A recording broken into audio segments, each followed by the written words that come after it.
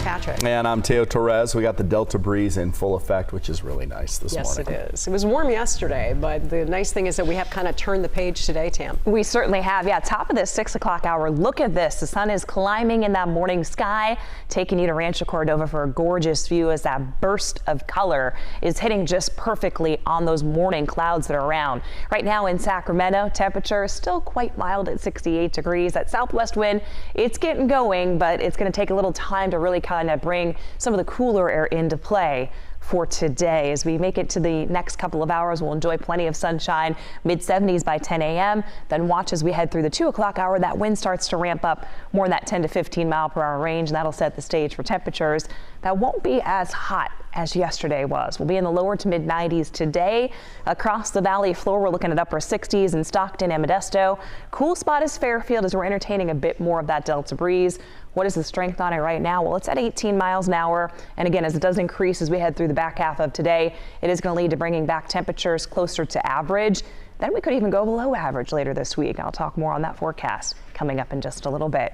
It is 6:01. Sun's coming up. Grab the shades before you head out on the highways. Brian, what's out there? Taking a look at Highway 50 right now. This is the WX portion of the freeway right in the Fix 50 project. And not only do we have that slowdown because of the lane shift, but there's also a stalled vehicle right now blocking one lane there. So that's adding to the slowing as you make your way up towards 16th Street. But once you get past 16th, things speed back up again. But again, it's already a slow area and now add a stalled vehicle into the already a limited number of lanes. And that's going to back things up a little bit more. Highway 50, no issues up to that point. Coming in on that westbound ride, westbound Interstate 80 out of the Roseville, Rockland area.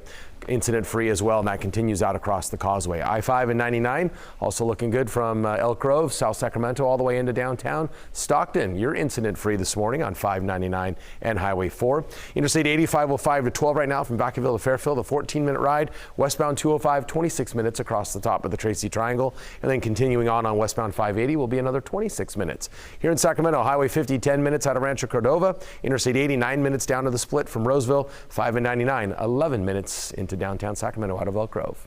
All right, thanks so much, Brian. Well, a decades-old cold case out of Fairfield is getting another look now. Police are double-checking their evidence in the disappearance of a 4-year-old girl back in 1991. And the case is getting new attention after Pennsylvania police arrested and charged a former Fairfield pastor with the 1975 killing of an 8-year-old girl. KCRA3's Melanie Wingo live in Fairfield now with more about this local cold case. Fairfield police confirm with KCRA3 they are still in the early stages of seeing whether there could be a possible connection between that cold case murder arrest that happened in Pennsylvania earlier this week and a decades-old disappearance of a little girl that happened back in the early 90s. Now, earlier this week, David Zanstra was charged with killing an 8-year-old girl in 1975 when he was a pastor in Pennsylvania. Officials say the now 83-year-old recently confessed to that crime 48 years later. As we have reported here on KCRA3, after Zanstra worked in Pennsylvania, he became a pastor at the Fairfield Christian Reformed Church from 1990 to 2005. And because of that time frame, Fairfield police say that they are looking to see if Zanstra could be connected to the disappearance of a 4-year-old girl named Amanda Nicole Campbell, who loved ones called Nikki. She disappeared in December of 1991.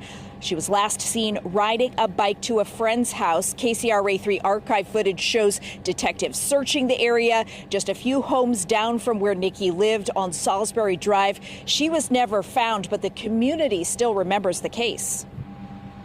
It was a big deal. It was a very big deal. I'm sure if you went to any neighborhood in Fairfield, you would talk to people who remembers it. And authorities in Pennsylvania say Zanstra worked at churches in Georgia and Texas, as well as that church here in Fairfield. So now Fairfield police tell us they are reaching out to other law enforcement agencies to talk about any potential connections that there may be between those cases and cases that they may be investigating and the cold case here out of Fairfield. Reporting live into Fairfield this morning, Melanie Wingo, KCRA 3 News. And we will continue to follow the very latest developments in this, and we'll bring you breaking news updates on our KCRA app. Well, more testimony expected today from friends and former roommates of the man accused of the deadly stabbings in Davis. This is part of a trial to determine whether Carlos Dominguez is mentally capable of understanding what's happening in his criminal trial. The defense attorney has argued that Dominguez started showing symptoms of a psychotic disorder, likely schizophrenia. Dominguez denies he has a mental illness, but his attorney says that is a symptom. Yesterday, some of Dominguez's friends and roommates took the stand. One said Dominguez had been growing more distant over the past several months, but it intensified following winter break. Increased reclusivity. I thought he was isolated before, but it became like more isolation, I guess, and less responsiveness to our greetings. The prosecution argues Dominguez is making decisions based on what's going on around him at the time. Once more friends and roommates testify, we do expect the defense to begin calling expert witnesses. And happening today, more Kaiser hospitals are going to be seeing pickets. Union workers are going to protest with picket signs along Kaiser Roseville Hospital and then also Kaiser in Vallejo. They're calling for more investment in staffing, but it's not a strike. Hospital operations are continuing as normal. The protest started yesterday at several Kaiser facilities. Healthcare workers say that hospitals don't have enough staff, and that's created unsafe conditions for patients. I've been working here for over 21 years, and I've seen patients die because of short staffing. And so it's just disheartening that we're out here today doing this. Kaiser workers want more staffing and resources, which they hope will lead to shorter wait times for patients in the ER. Well, it is not just Kaiser healthcare workers on the picket line today. Nurses that work at the California healthcare facility in Stockton will also picket. A union says they will be picketing near the care facility on Arch and Austin Road from 5 this morning until 6 o'clock tonight. Some good news for those who regularly get items shipped and delivered to their home. A strike by UPS workers looks like it's been averted. UPS did reach a tentative agreement with about 340,000 union members. Union members still do have to ratify the deal, but they say that they did secure a new 5-year contract, boosting Teamster wages and solidifying some safety issues. But I think it's a great victory for the labor movement in general. We actually took on corporate America and won today.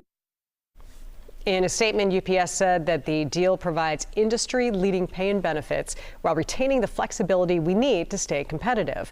According to the deal, existing full and part-time employees will receive a $2.75 per hour pay raise this year and $7.50 more per hour over the life of the contract. And it also calls for air conditioning and cargo ventilation for delivery vehicles. Union members are going to be voting on the deal. That's coming up next month. Well, new this morning, if you walk or bicycle in Sacramento, then your opinion and your experience is in high demand because the city is developing a new plan aimed at active people. KCRA 3's Mike DeSell, very active guy, joining us live in Tahoe Park now with details of what it means.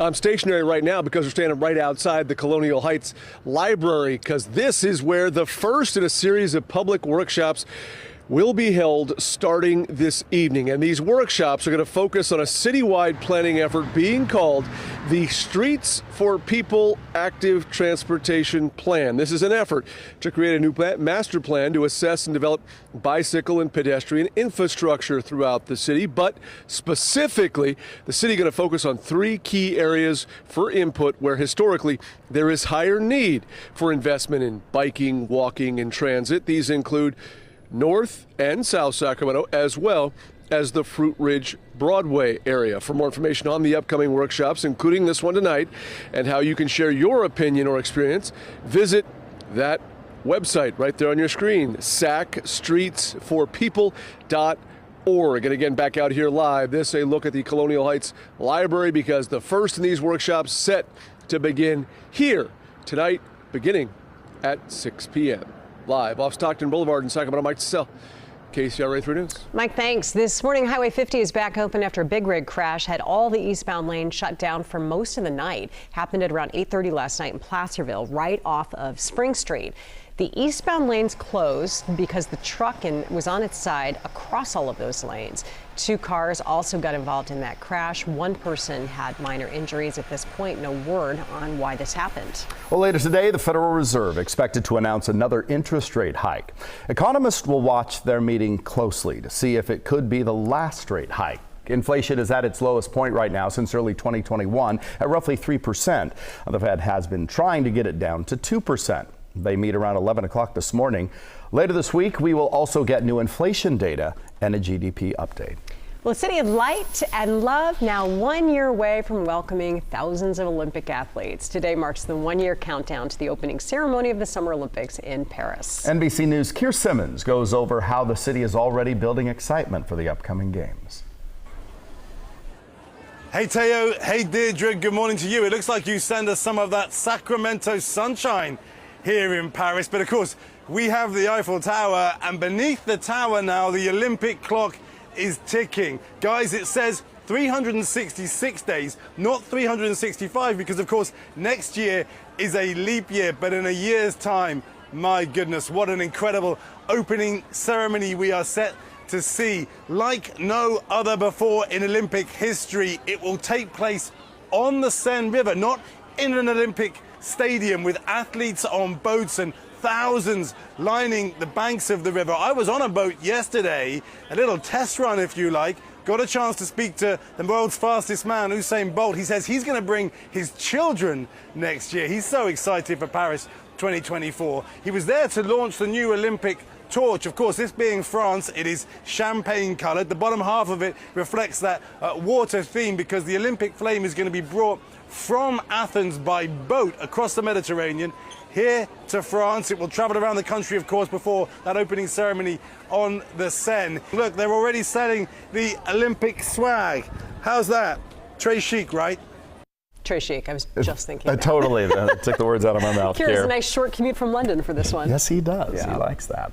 Well, right now, only 1 athlete has qualified for the 2024 U.S. Olympic team. 17-year-old Katie Grimes will compete in swimming events for Team USA open water swimming. We have much more coming up from Paris later this hour with a live look at how the city is getting ready for the games. It's actually Katie's second Olympics, and she's only 17. Wow. Youngest member on the team last time. That's awesome.